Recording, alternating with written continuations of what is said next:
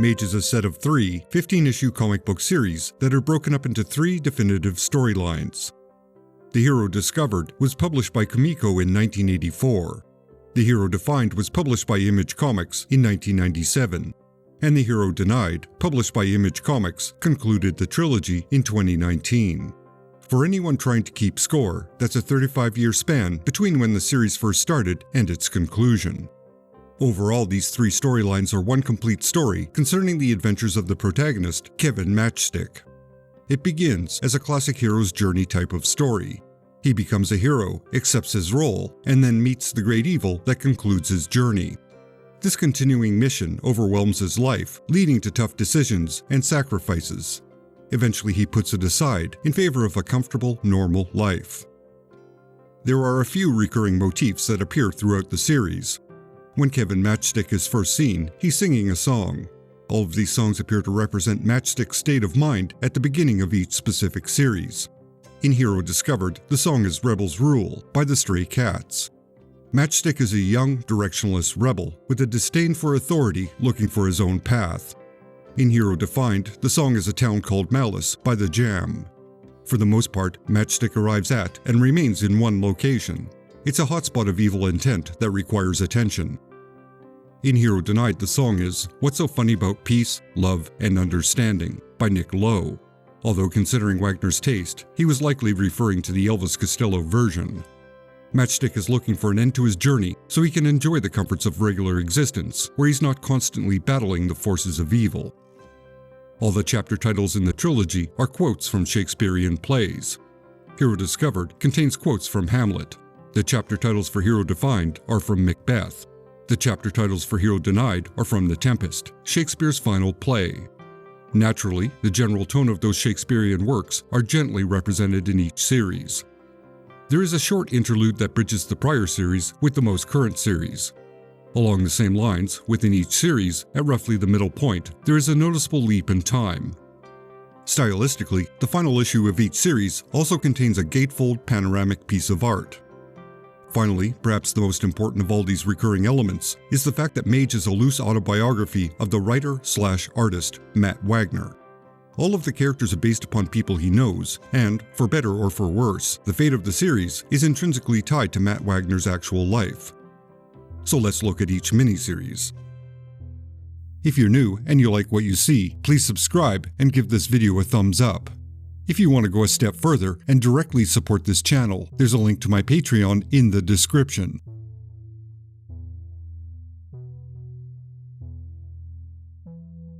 The Hero Discovered was the first color series by Matt Wagner. Prior to that, he had a black and white series, Grendel. This series was cancelled after 3 issues when the publisher decided to move into color printing. Matt Wagner put any plans he had for Grendel on hold, and he decided to try out a new idea he had for a series that was a loose, allegorical representation of his own life's progression. Thus began Mage, the Hero Discovered, in 1984. In the series, Kevin Matchstick randomly meets a man named Mirth, who claims to be a world mage. This seemingly random encounter activates the heroic capabilities Matchstick was born with. This activation suddenly comes to the attention of an entity known as the Umbra Sprite. While learning what it means to have heroic powers, Matchstick is under almost constant attack. Agents of the Umbra Sprite attempt to kill him off before he learns too much about himself. Along with Mirth, Matchstick is also aided by Edsel and Sean, both of whom sacrifice their lives to protect what Matchstick will become. In the end, Matchstick discovers that he is a Pendragon, the heroic personification of King Arthur. The magically enhanced bat that Edsel carried with her was actually Excalibur in disguise. By taking Excalibur, Matchstick truly accepts his destiny. The series is steeped in obscure Arthurian characters and legends, all of which are updated and reinterpreted to modern times. But only knowing the broad strokes of the King Arthur legend will be enough to get what Wagner is driving at, so having prior knowledge of these legends beyond the basics isn't required. Sure, it might be good to know the Umbra Sprite is an evil, dark spirit, or that the Fisher King is the keeper of the Holy Grail, but I do believe one can get that from the narrative itself. The parallels between Matt Wagner and the character Kevin Matchstick were somewhat subtle in that first series, excluding the fact that Matchstick greatly resembles Wagner. As you see Matchstick grow as a character, you see Wagner's ability as an artist and storyteller grow. Both are, after all, very inexperienced at the task at hand, and by the end of that series, you see both have fully evolved before your eyes. Put another way, both Matchstick and Wagner learn their craft while we watch. It's exactly like seeing serendipity play out on the comic book page.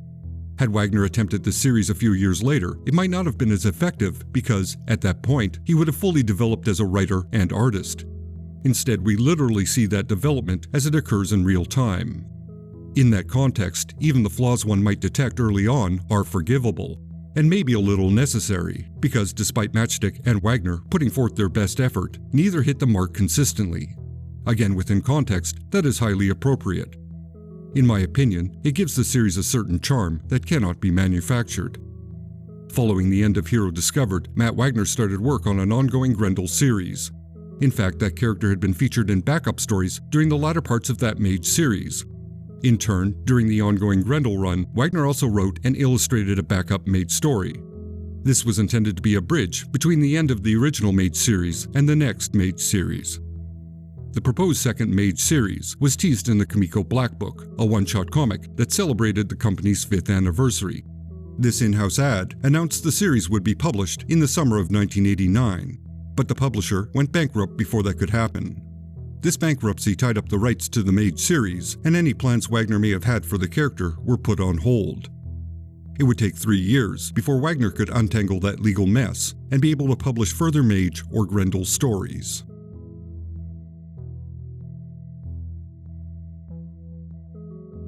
In 1997, the second Mage series, The Hero Defined, was published by Image Comics.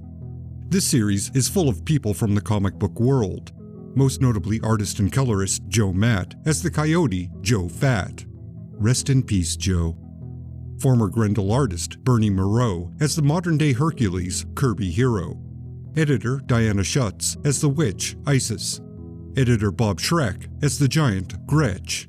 And former Grendel artist John K. Snyder as Prester John. There are probably more parallels, but those are the ones that stood out to me.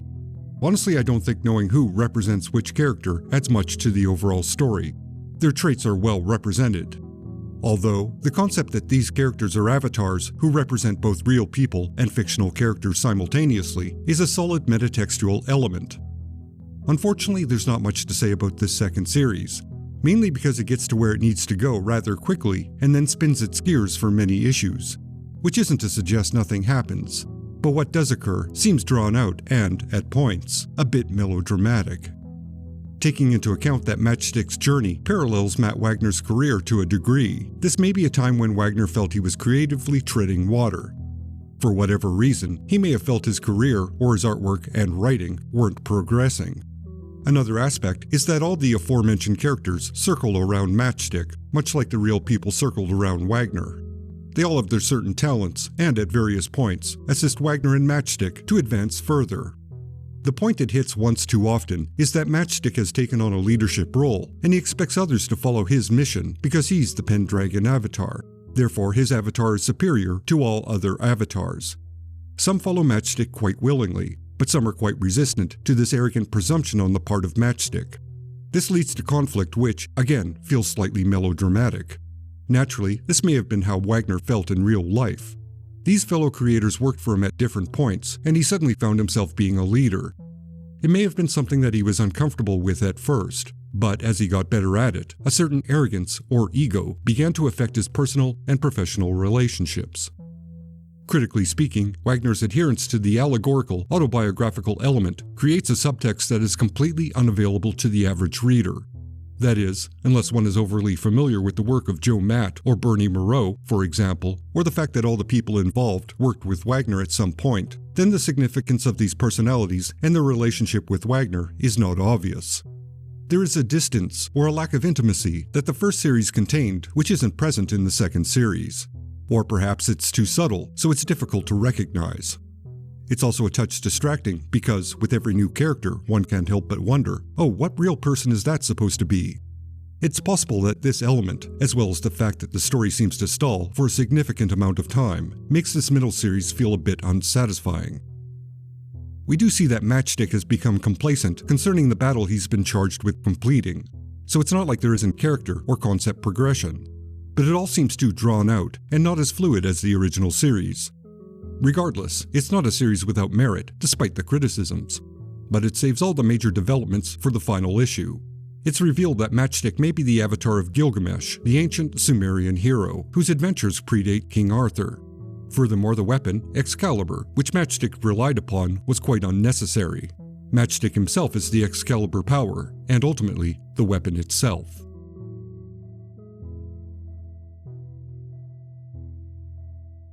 The final Mage series, The Hero Denied, picks up 10 years after the end of the prior series.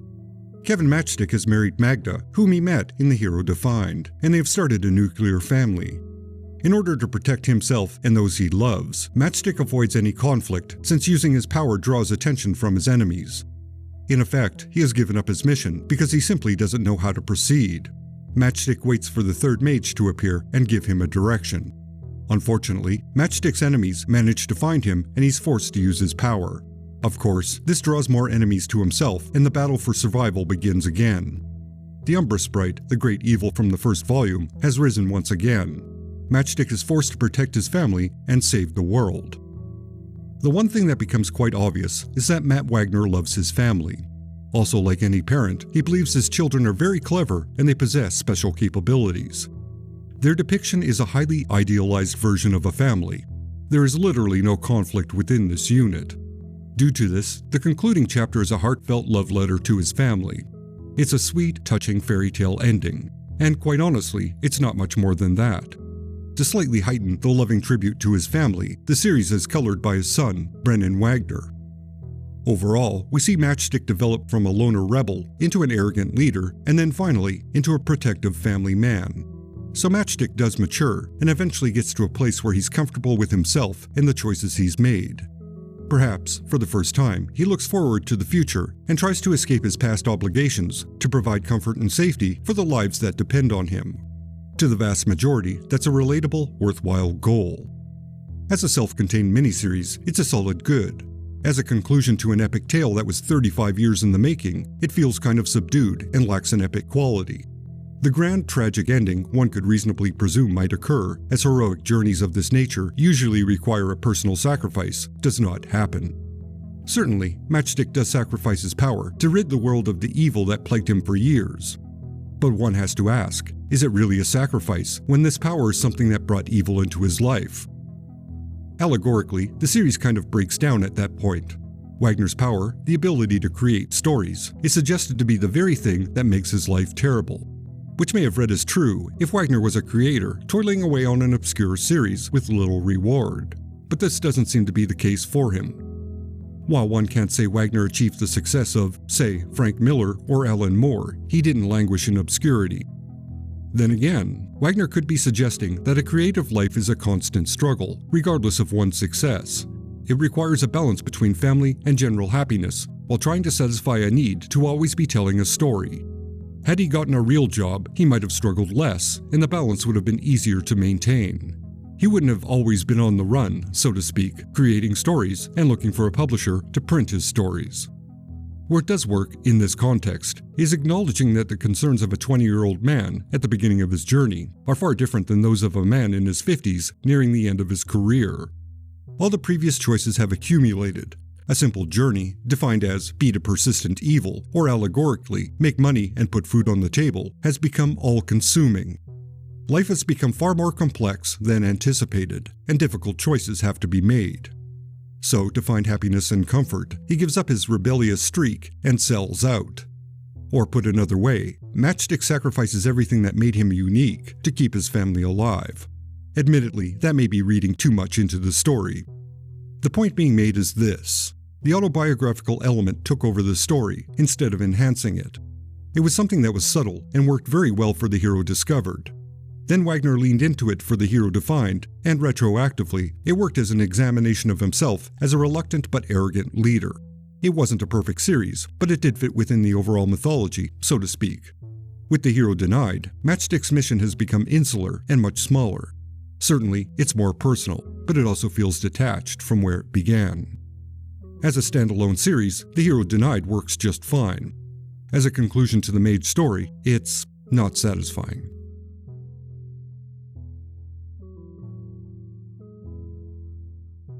In the end, The Hero Discovered is a nearly perfect lightning-in-a-bottle series. It's something I would suggest to anyone. If possible, I would recommend getting the long-out-of-print Starblaze Graphics editions. The coloring, in all its 80s neon glory, really shines in those reprints. It's the best possible version, in my opinion. Of course, the original comics are also pretty decent, and worth getting for the wraparound covers alone. The digital edition does a really good job replicating the colors and enhancing them with some texture and shading. The only enhancements that don't work are some manipulation of the images to give them an action movie feel, especially the blurring effect. That never works. It just makes the artwork look cheesy. Digital artists, please stop doing this. For The Hero Defined and The Hero Denied, I would say one has to read them with lowered expectations. Neither achieved the tone of the first series.